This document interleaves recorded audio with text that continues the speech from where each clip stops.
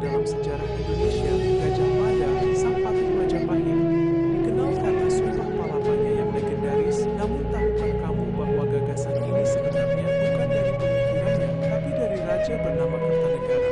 Kertanegara yang memerintah dari 1268 hingga 1292 memiliki impian besar untuk menjadikan kerajaan rakyat lebih hebat dari Sriwijaya. Namun, nasib berkata lain ketika pemberontakan Jayakatwang merenggut nyamannya dan menghancurkan impian tersebut. Tonton terus video ini sampai habis untuk memahami kisah Bumi Putri tentang bagaimana ambisi Kertanegara yang gagal akhirnya diteruskan oleh Gajah Mada. Jangan lupa untuk like, subscribe, dan nyalakan lonceng notifikasi agar tidak ketinggalan kisah-kisah menarik lainnya dari sejarah kerajaan di Nusantara. Gajah Mada, sang patih Majapahit yang terkenal, berhasil menyatukan Nusantara melalui Sumpah Palapa yang ia ikrarkan. Menariknya, gagasan ini sebenarnya berakar dari cita-cita Kertanegara, Raja terakhir Singasari. Seorang pemerhati sejarah menyatakan bahwa Gajah Mada terinspirasi oleh keinginan Kertanegara untuk menjadikan kerajaan yang besar, bahkan lebih besar dari kerajaan Sriwijaya, dan menjadi pusat peradaban di zamannya.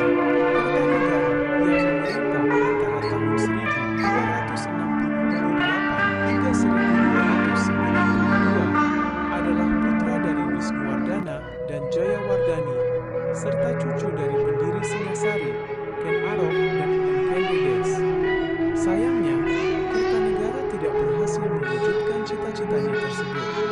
Ia tewas dalam pemberontakan yang dipimpin oleh Jayakatwang pada tahun 1292. Jayakatwang yang saat itu menjabat sebagai Bupati Gelang-Gelang di Madiun adalah keturunan dari Kertajaya, raja terakhir Kadiri, yang kekuasaannya berakhir pada tahun 1222 setelah dikalahkan oleh Ken Arok. Keinginan Kertanegara untuk membangun kerajaan besar gagal karena serangan Jayakatwang yang terjadi saat semua orang lengah. Kertanegara dan banyak pejabatnya tewas dalam serangan tersebut. Seorang arkeolog dari Balai Pelestarian Cagar Budaya Jawa Timur menambahkan bahwa Sumpah Palapa yang diikrarkan oleh Gajah Mada sebenarnya adalah gagasan dari Kertanegara yang belum sempat terlaksana. Gagasan ini kemudian diteruskan oleh Gayatri, putri bungsu Kertanegara, yang menikah dengan Raden Wijaya dan akhirnya diamanatkan kepada Gajah Mada pada masa pemerintahan Tribhuwana Tunggadewi. Pada tahun 1331, Gajah Mada mengucapkan Sumpah Palapa saat ia dikukuhkan menjadi Mahapatih Majapahit oleh Ratu Tribhuwana Tunggadewi. Sumpah untuk menyatukan Nusantara tersebut diucapkan di hadapan para menteri dan ratu. Sumpah Palapa tersebut tertulis dalam Pararaton Buku 7 bab 9 yang ditulis dalam bahasa Sanskerta sekitar abad ke-16.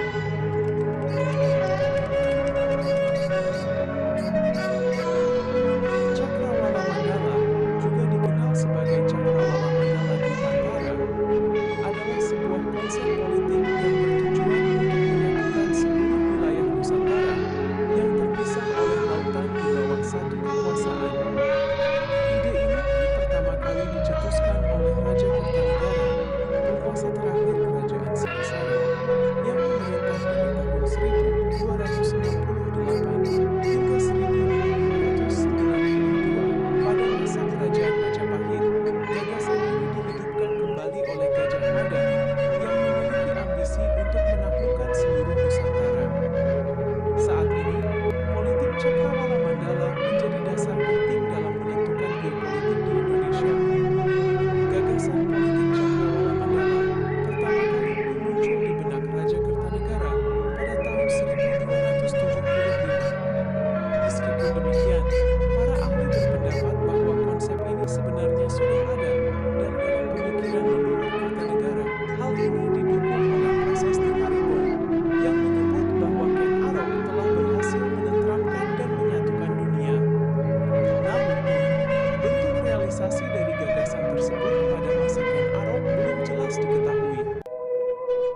Cakrawala Mandala pada era Singasari pada dasarnya merupakan kebijakan agresif terhadap negeri-negeri seberang.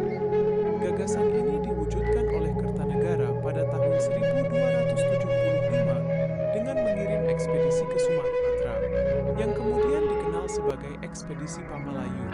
Tujuannya adalah memperluas wilayah kekuasaan Singasari, serta menggalang kekuatan dalam menghadapi ancaman Kaisar Kubilai Khan dari bangsa Mongol di daratan Cina. Kubilai Khan, yang mendirikan dinasti Yuan pada tahun 1280, meminta pengakuan kekuasaan dari negara-negara yang sebelumnya mengakui dinasti Song, termasuk Nusantara. Jika ada raja yang menolak mengirimkan upeti, maka akan dipaksa dengan kekuatan senjata. Raja Kertanegara menolak tunduk kepada bangsa Mongol dan melancarkan ekspedisi Pamalayu yang dipimpin oleh Panglima Perang bernama Kebo Anabrang. Ekspedisi ini berhasil mempererat hubungan dengan Kerajaan Dharmasraya pada tahun 1275. Pada tahun 1286, Kertanegara mengirim Arca Budak Amukapasa sebagai tanda hubungan diplomatik yang erat. Hubungan ini menjadi penting karena dapat membawa serangan bangsa Nusantara hampir 1 abad setelah runtuhnya Kerajaan Singasari. Konsep politik Cakrawala Mandala dihidupkan kembali oleh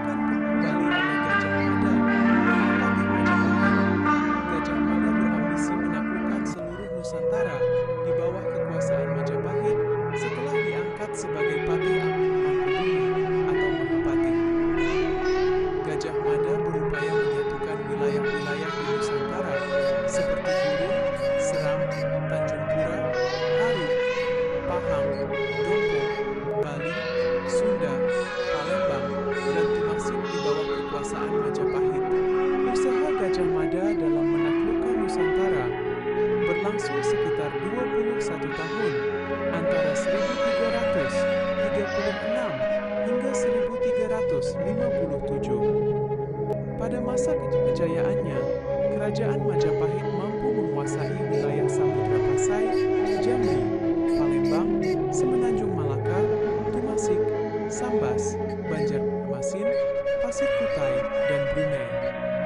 Menurut Kitab Negara Kertagama, wilayah yang berhasil dikuasai Majapahit meliputi hampir seluruh wilayah Indonesia saat ini, kecuali Sunda. Wilayah Sunda tidak ditaklukkan karena memiliki hubungan yang baik dengan Majapahit. Dikatakan bahwa Raja-Raja Sunda memiliki hubungan kekerabatan dengan penguasa di Jawa Timur melalui keturunan Jayabupati. Cakrawala Mandala menjadi landasan penting dalam sejarah penyakuan Nusantara, menginspirasi strategi geopolitik hingga saat ini.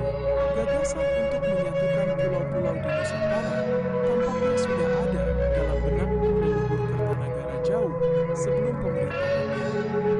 Hal ini tercermin dalam Prasasti Maribong dan Prasasti Pulau Mangrove yang dikeluarkan oleh Wisnuwardana. Prasasti Maribong yang berasal dari tahun 1294 Masehi menyebutkan tentang Swapitamahanas Tawanadinas Rangkapalaka, yang berarti kakeknya yang telah menenteramkan dan mempersatukan dunia.